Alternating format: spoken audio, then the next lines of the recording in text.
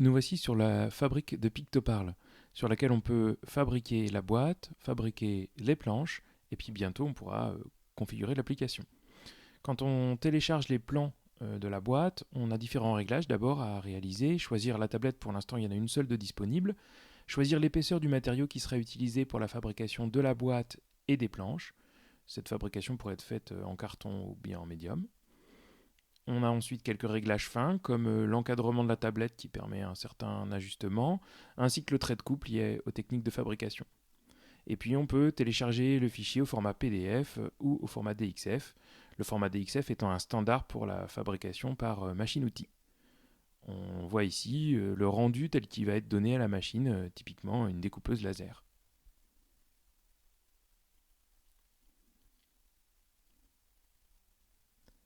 La version PDF, elle, permet par exemple de coller ce dessin sur du carton bois et puis d'en réaliser le découpage au cutter.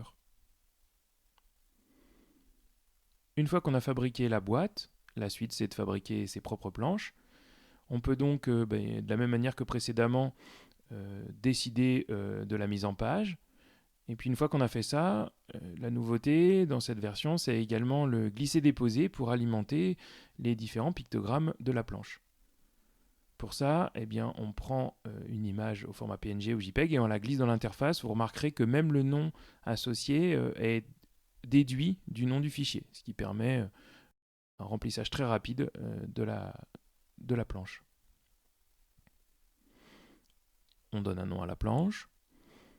Et puis maintenant, on a l'opportunité de télécharger le fichier zip qui sera donné à la tablette pour qu'elle reconnaisse la planche. Le fichier à imprimer qui sera imprimé pour un côté en thermogonflé et pour l'autre côté en impression simple avec le QR code. Et là aussi, nouveauté, eh bien, on a l'opportunité d'obtenir les deux fichiers qui serviront à la découpe du support de la planche, soit dans une version machine-outil avec le format DXF,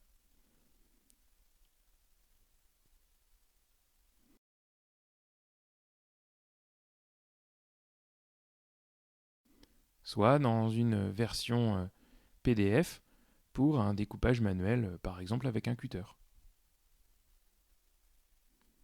On obtient exactement les mêmes documents.